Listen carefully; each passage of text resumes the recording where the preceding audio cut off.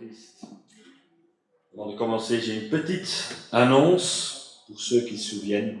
C'est la période des boîtes à chaussures.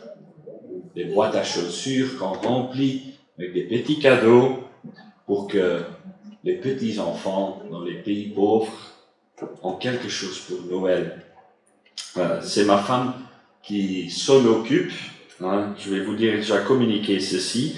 La date au plus tard, il faut rendre les boîtes ici, c'est le 14 novembre et il faudra aussi mettre 5 € dans les boîtes pour couvrir les frais. Il y a les flyers qui expliquent, il faut bien les lire parce qu'il y a des choses qu'on ne peut pas mettre dans les boîtes. Donc merci de respecter cela. Donc si vous avez des questions ou si vous avez à cœur de donner quelque chose à ces petits enfants qui n'ont rien, je vous invite à faire un petit coucou à ma femme. Bon. Je ne sais pas vous, mais ces derniers temps, quand nous regardons le monde qui, on ne pourrait pas dire va bien, mais qui va plutôt mal, je me suis dit, mais quel privilège c'est de connaître Jésus-Christ comme son Seigneur et Sauveur personnel. Parce que si on connaît Christ, si nous avons nos péchés qui sont pardonnés, on a accès à Dieu, le roi des rois. On a son esprit qui est en nous. On a la Bible. Le monde qui est rempli avec des mensonges, mais la Bible, je peux vous la garantir, c'est la vérité. Mais aussi, on a cette communauté entre frères et sœurs, où on peut être encouragé, édifié par la sainte parole et par son Saint-Esprit qui vit en nous. Pourquoi je nous rappelle à ce privilège, c'est parce que je remarque avec moi-même que souvent, quand je regarde le monde et ce qui va mal, je dis, c'est ce qu'il mérite. Mais j'oublie que moi, chacun ici présent, faisait partie de ce monde. Et je dirais, quand on se met à la place des gens qui ne connaissent pas Christ, et maintenant on a la crise sanitaire, on a le prix des gaz, électricité, nourriture qui explose, et que vous avez que cette vie sur terre, et vous n'avez pas Christ, vous n'avez pas de perspective éternelle, on deviendrait fou aussi, non? Donc, quelle est notre réaction face au monde? Est-ce que sommes-nous des gens qui vont condamner, ou est-ce que nous sommes des gens qui vont juste témoigner de la grâce de Jésus? Témoigner que oui, il y a un échappatoire, oui, il y a de l'espoir. Pas ici dans ce monde, mais auprès de Christ.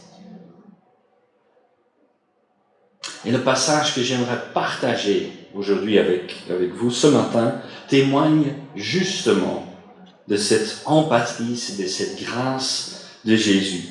Je vous invite à ouvrir vos Bibles avec moi en Jean 8,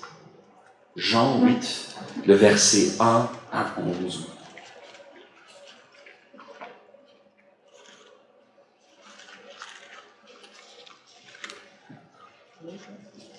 Jean 8, le verset 1 à 11. Je vous lis la parole de Dieu. Jésus se rendait au mont des Oliviers, mais dès le matin, il revint dans le temple, et tout le peuple s'approcha de lui. Il s'assit et se mit à les enseigner. Alors, les spécialistes de la loi et les pharisiens amenèrent une femme surprise en train de commettre un adultère. Ils la placèrent au milieu de la foule et dirent à Jésus, « Maître, cette femme a été surprise en flagrant délit dans l'adultère. Moïse, dans la loi, nous a ordonné de lapider de telles femmes. Et toi, que dis-tu » Il disait cela pour lui tendre un piège, afin de pouvoir l'accuser. Mais Jésus se baissa et se mit à écrire avec le doigt sur le sol. Comme il continuait à l'interroger, il se redressa et leur dit, « Que celui d'entre vous qui est sans péché jette le premier la pierre contre elle. » Puis, il se baissa de nouveau et se remit à écrire sur le sol. Quand ils entendirent cela, accusés par leur conscience, ils se retirèrent un à un, à commencer par les plus âgés et jusqu'au dernier. Jésus resta seul avec la femme qui était là au milieu. Alors il se redressa, ne voyant plus qu'elle, il lui dit, « Femme, où sont ceux qui t'accusaient? Personne ne t'a donc condamné ?» Elle répondit, « Personne, Seigneur. » Jésus lui dit, « Mais moi non plus, je ne te condamne pas. Vas-y et désormais ne pêche plus. » Jusqu'ici la parole de Dieu. Prions. Oui Seigneur, quel privilège de te connaître, de savoir que nous avons la paix avec toi, que nous pouvons nous rapprocher de toi par le sacrifice de ton Fils Jésus, lui qui s'est abaissé, humilié, lui qui était sans tache, a pris nos péchés sur lui.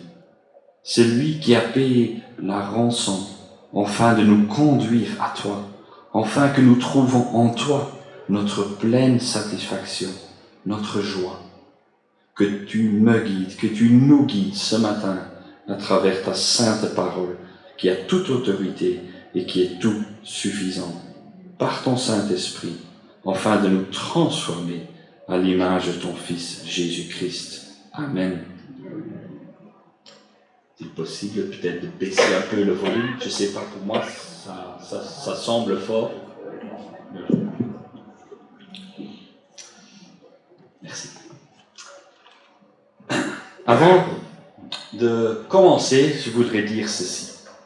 Certains d'entre vous le savent peut-être déjà, mais le passage d'aujourd'hui ne fait pas l'unanimité chez les théologiens. Pas concernant ce qui est enseigné, mais le fait que les plus anciens manuscrits ne mentionnent pas cette histoire. Et d'autres ne sont pas sûrs si ce passage ne devrait pas se trouver plus tard dans la vie de Jésus.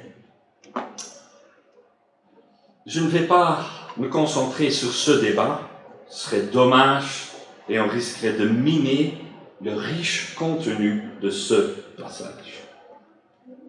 Un peu de contexte pour nous aider à mieux placer notre passage.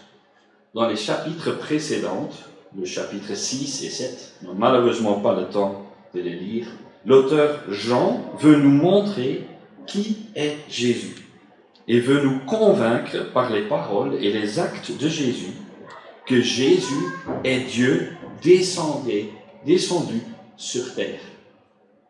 Les paroles de Jésus dans ces chapitres font pas mal de controverses. Par exemple, en Jean 6, le verset 53, on lit « Jésus dit, en vérité, je vous le dis, si vous ne mangez pas le corps du Fils de l'homme et si vous ne buvez pas par son sang, vous n'avez pas la vie en vous-même. » Des paroles qui sont mal accueillies, mal comprises, même par certains de ses disciples, qui trouvent ces mots durs.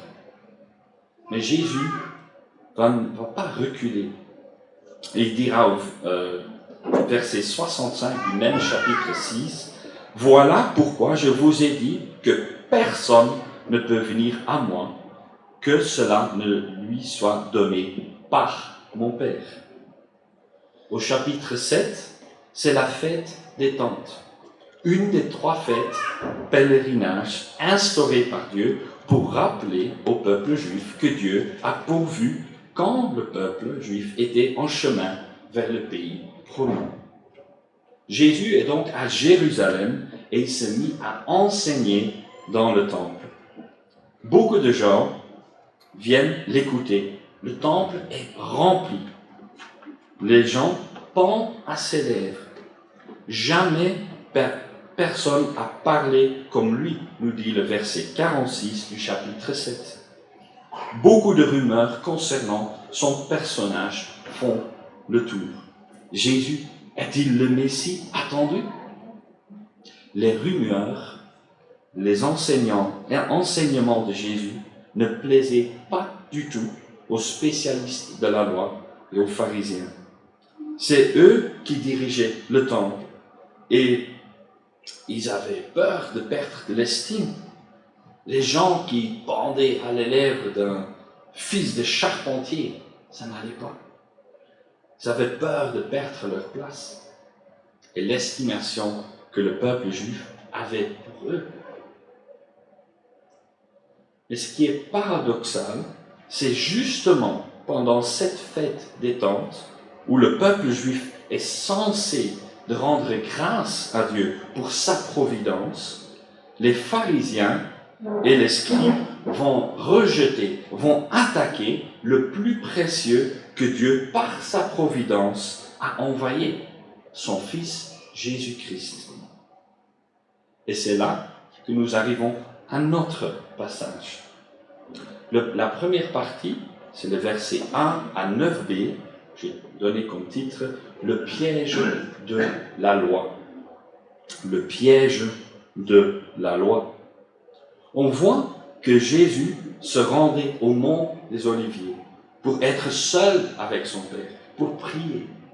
Le lendemain, il retourne au temple et tout le peuple s'approche de lui, nous dit le texte. Ils avaient soif.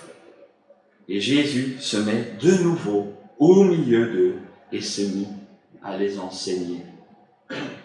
Ce moment d'enseignement est interrompu par les pharisiens et les spécialistes de la loi. Ils ont avec eux une femme qui a commis l'adultère, pris en flagrant délit, et ils la placent au milieu de la foule. On ne sait pas combien de gens étaient là, présents, mais probablement beaucoup, des centaines. La femme est présentée comme une trophée de leur chasse, aux regards et aux insultes méprisants de toute la foule qui l'entoure. Elle a été prise en flagrant délit. Ça veut dire qu'ils ont espionné et ils ont vu avec leurs propres yeux qu'elle faisait l'amour avec quelqu'un d'autre que son mari. La loi de Dieu, la loi parfaite de Dieu, exigeait la lapidation, parce que Dieu prend toujours très au sérieux le mariage. Mais la loi de Dieu était aussi très stricte concernant les témoins d'un crime comme l'adultère. On ne pouvait pas condamner quelqu'un sur base des rumeurs. Non, on avait besoin d'au moins 2 témoins qui se contredisent pas et qui ont vu de leurs propres yeux qu'elle commettait l'adultère. La voir rentrer, par exemple, dans une chambre avec un autre homme que son mari n'était pas suffisant. Il fallait les prendre en flagrant délit. La honte totale. Et comme si cela n'était pas encore suffisant, là, elle est placée au milieu du peuple et accusée devant tout le monde dans le temple de Dieu. On pourrait dire, pour elle, mourir aurait été préférable à cette humiliation publique. Mais les pharisiens et les spécialistes de la loi ont un autre but que condamner cette femme. Ils veulent piéger Jésus par l'accuser. C'est ce que nous dit le verset 6. Au verset 4, ils disent « Maître, cette femme a été surprise en flagrant délit d'adultère. Moïse, dans la loi, nous a ordonné de lapider de telles femmes. Et toi, que dis-tu » C'est quoi leur piège? D'un côté, ils se disent, si Jésus la condamne à être lapidée selon la loi de Dieu, les pharisiens et les spécialistes de la loi allaient courir auprès des Romains pour dénoncer Jésus aux Romains, parce que sous l'emprise romaine, c'était que le préfet romain qui pouvait condamner à mort. Ainsi, c'est les Romains qui allaient condamner Jésus. De l'autre côté, si Jésus ne la condamna pas, selon la loi de Dieu, il pouvait l'accuser d'être quelqu'un qui ne respecte pas la loi de Dieu, et ainsi le discréditer. Est-ce que Jésus va donc obéir à la loi de Dieu et ainsi enfreindre la loi romaine, ou est-ce que Jésus va désobéir à la loi de Dieu et ainsi se discréditer? C'est l'un ou l'autre, mais dans les deux cas, Jésus sera dans leur piège. C'est ce qu'ils pensent en tout cas.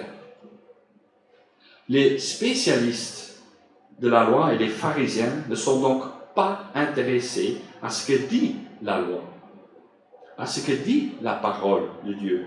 Pourtant, ils veulent être vus comme les défenseurs de la loi, comme la crème de la crème du peuple juif. Mais en fait, ils méprisent la loi de Dieu. Ils méprisent la vraie justice de Dieu qui se trouve dans sa loi. Cela ne les intéresse pas du tout. On voit cela non seulement dans leur but, vouloir piéger Jésus, mais aussi dans leur non-respect de la loi. Parce que depuis quand l'adultère se commet seul? Il est où l'homme dans toute cette affaire? Jésus voit leur but, mais Jésus ne va pas les répondre tout de suite. Il les ignore. Il se baisse et se mit à écrire avec le doigt sur le sol. Jésus écrit avec son doigt sur le sol. Il y a beaucoup de théories sur ce que Jésus aurait écrit sur le sol. Mais la Bible ne nous le dit pas, parce que Dieu ne l'a pas jugé comme important. Je pense même, si nous nous concentrons sur ce que Jésus aurait pu écrire, on loupe complètement ce que Jésus veut nous enseigner. La Bible s'explique elle-même. Elle n'a surtout pas besoin de notre imagination. Mais qu'est-ce qui se passe ici alors? Deux choses, la posture de Jésus et Jésus qui écrit avec son doigt sur le sol. D'abord, sa posture. Jésus, en se baissant au même niveau que la femme, s'humilie. Il ignore les accusateurs et il s'efface lui-même. Il ne s'intéresse pas du tout à leur but de vouloir l'accuser. Il pourrait se défendre, les chasser, mais non. Il prend la même posture que la femme qui est jetée au milieu sous le regard de tous. Ce qu'on voit ici est en fait une ombre de ce que Jésus plus tard va subir à la croix d'une façon volontaire. Après, il écrit avec son doigt sur le sol. Rappelons-nous, il est dans le temple. Ou ailleurs dans la Bible, on a un doigt qui écrit. En Exode, quand Dieu écrit la loi sur les tablettes en pierre. Ce qu'on voit donc ici, c'est ce que l'auteur de la lettre, à multiples reprises, essaye de nous montrer. Que celui qui auparavant, en Exode, a écrit avec son doigt les 10 commandements, maintenant est parmi eux. C'est Dieu sur terre. Les accusateurs, les pharisiens et les spécialistes de la loi et la femme adultère sont face à Dieu. Retournons au texte, le verset 7. Ils continuent de l'interroger. Ils veulent une réponse. Et la réponse connue de Jésus suit. Celui d'entre vous qui est sans péché jette la première pierre contre elle. qu'est-ce que Jésus veut dire ici? D'abord, être sans péché. Même les pharisiens savent qu'ils ont commis des péchés, qu'ils ne sont pas parfaits. Le seul qui est sans péché, c'est Jésus. C'est donc lui qui représente la justice parfaite. Mais Jésus, dans sa réponse, ne va pas mettre la loi juste de Dieu de côté. Non, Jésus va justement faire appel à la loi. Ce que Jésus leur dit est en fait, nous pouvons l'exécuter, mais nous devons le faire selon la loi. L'un des témoins doit donc commencer son exécution. Alors, qui parmi vous est celui qui a été témoin de ce crime et qui n'a amené à moi que la femme et pas l'homme? La loi de Dieu est claire. On ne condamne pas que la femme, on condamne même l'homme d'abord. L'adultère se fait toujours à deux. Leur application de la loi ne tient donc pas du tout la route. Jésus va donc renverser la sentence. Au lieu de prononcer une sentence sur la femme, Jésus a prononcé une sentence sur ses accusateurs. Il n'a pas dit « ne l'exécutez pas », il a simplement demandé que la justice soit appliquée de manière juste et applicable. Équitable, juste et équitable. Jésus, par cette réponse, dévoile donc non seulement leur non-respect de la loi de Dieu, leur hypocrisie vis-à-vis leur propre péché, mais aussi ce qui les motive vraiment, vouloir piéger Jésus par la loi. Et c'est là qu'ils tombent dans leur propre piège. C'est la loi qui fera leur propre piège. C'est de là donc que vient le titre de cette première partie, le piège de la loi. Jésus, par sa réponse, va faire que leur conscience s'allume, que c'est leur propre conscience qui les accuse. Jésus veut donc toucher même le cœur de ces pharisiens et de ces spécialistes de la loi. Mais ils s'en vont. Jésus ne les a pas chassés. Il pourrait les condamner. Mais Jésus, dans sa première venue, n'est pas venu pour condamner, mais pour sauver. Nous dit Jean 3, combien? Quelqu'un? 17. Très bien. En général, on connaît bien le 16, mais c'est bien que vous connaissez un peu plus. Christ veut donc même sauver ceux qui veulent le condamner, lui, l'innocent. On pourrait s'attaquer à notre dernière partie, le verset 9b à 11, mais avant de faire cela, quelques applications assez évidentes. Sommes-nous plus souvent comme des pharisiens qui appliquent la loi de Dieu à leur sauce, du genre de prendre ce qui accuse l'autre et d'enlever ce qui nous concerne? Parce que c'est ça que les pharisiens faisaient. Ils étaient tordus et hypocrites.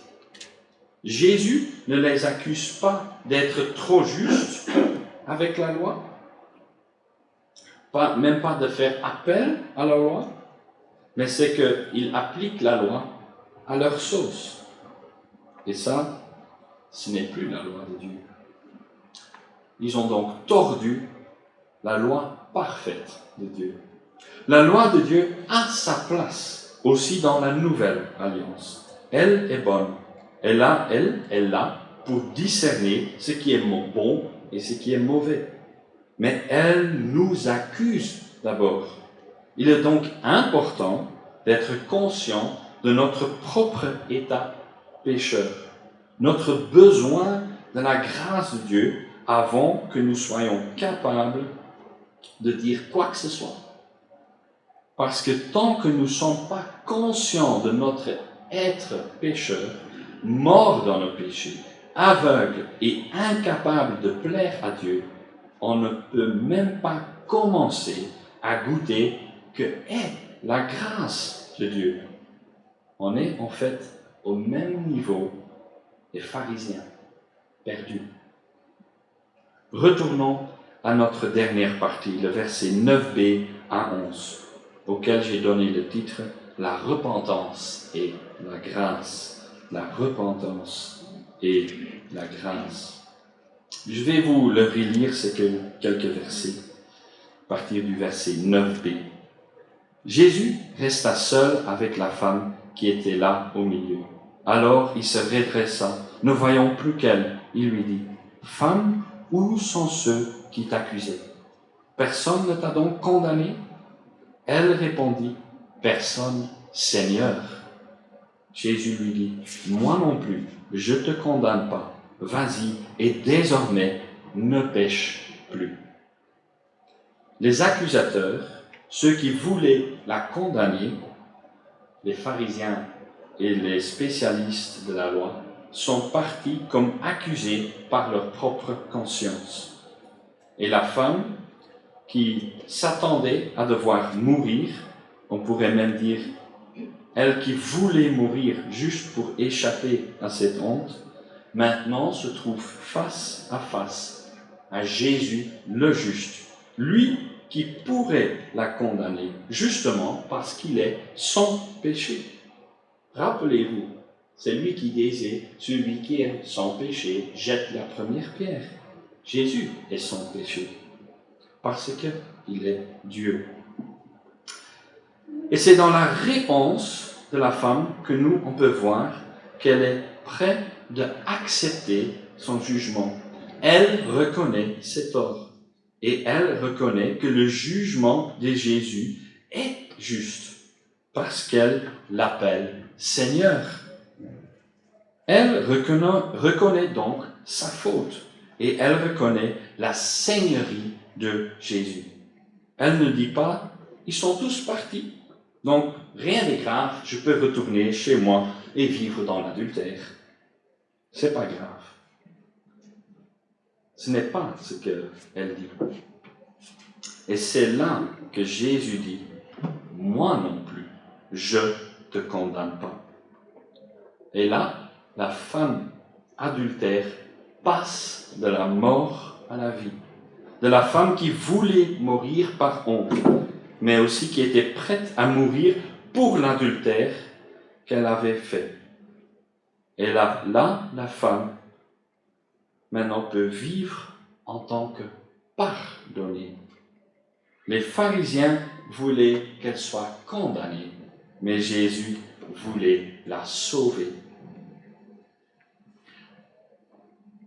Comment? Parce que c'est Christ qui a accompli la loi de Dieu à la perfection sur la croix.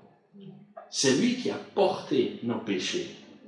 La loi de Dieu est la loi de Dieu, elle ne change pas. Dieu est juste et saint. Mais Jésus n'arrête pas là. Il conclut avec les mots « Va et désormais ne pêche plus ». Cette dernière phrase est souvent oubliée. Pourtant, c'est cette phrase dans ce passage, si cette phrase dans ce passage n'est pas là, ce passage n'aura pas de sens. Pourquoi? Parce que Jésus appelle le péché péché. Jésus appelle l'adultère péché. Sans cette phrase, on pourrait conclure, comme certains faux enseignants font, que cette histoire est juste une histoire qui nous apprend à ne pas juger. Du genre, tu peux vivre dans le péché, tu peux vivre dans l'adultère, Dieu t'acceptera. Ne fais pas le moral. Ça, c'est complètement faux. C'est un mensonge du diable. Celui qui vit dans le péché, celui qui vit dans l'adultère, ira en enfer. Et c'est justement ça que Jésus ne veut pas. Non, Jésus appelle la femme, comme il appelle tout le monde qui est hors de Christ, à se détourner du péché, de rompre d'une façon radicale avec et de placer son espoir en lui. Parce que lui n'a pas pris nos péchés comme l'adultère celui, pour que nous continuions de vivre dedans, mais pour que nous nous détournions des péchés, pour nous tourner vers Jésus-Christ. C'est lui qui a pris tous les péchés de tous ses enfants sur lui. Et la juste colère de Dieu, au lieu de tomber sur nous, est tombée sur lui. Si tu déposes donc tes péchés à la croix de Dieu, tu te détournes de tes péchés et tu places ta confiance en lui, tu auras la paix avec Dieu et la vie éternelle en lui. Ceux qui utilisent donc ce passage pour dire qu'il ne faut pas juger n'ont rien compris. Oui, nous devons nous occuper de nos propres péchés d'abord, être conscients de notre besoin de grâce. Mais c'est aussi justement quand on se rend compte de notre état pécheur et le merveilleux salut qui se trouve en Jésus que nous allons appeler le péché péché. Pas avec le but de condamner, mais avec le même but que Jésus, amener les gens auprès de lui. C'est ça notre tâche.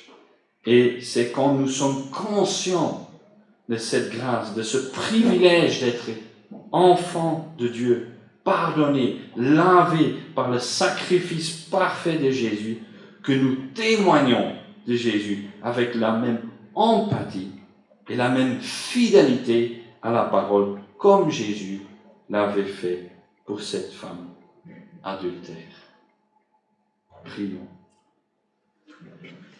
Oui, Seigneur, c'est si facile de condamner, Seigneur, et c'est si difficile de pardonner, Seigneur. C'est si difficile, Seigneur, de nous effacer nous-mêmes et d'aimer comme toi tu as aimé, Seigneur. Mais Seigneur, tu ne nous as pas sauvés pour que nous vivions juste notre petite vie en tant que chrétiens tranquilles. Cela n'est même pas possible, Seigneur. Mais pour que nous témoignions de ton évangile, Seigneur, de ton amour, de ta grâce, Seigneur. Même dans ces temps qui sont les derniers, Seigneur. Oui, Seigneur, c'est ça notre tâche. Seigneur, aide-nous à le faire comme Jésus l'a fait. En s'effaçant nous-mêmes et en aimant l'autre comme toi tu l'as aimé, Seigneur. Oui, Seigneur, nous ne pouvons pas échapper la vérité que nous sommes tous des pécheurs et que le péché est péché et que toi, quand tu reviendras, Seigneur, ce sera pour condamner, Seigneur, pour séparer les vivants des morts, pour séparer les boucs des brebis, Seigneur. Et Seigneur, le monde est rempli de gens qui ne te connaissent pas, Seigneur. Donne-nous ce cœur d'amour, de patience, pour que nous pouvons témoigner, pour que nous nous rappelons que nous aussi, on faisait partie de ce monde. Mais c'est par ton évangile, c'est par ta grâce que maintenant nous pouvons t'appartenir, Seigneur. Merci pour cette grâce. Merci pour ton évangile. Merci pour ce message. Au nom de Jésus-Christ. Amen. Je vous invite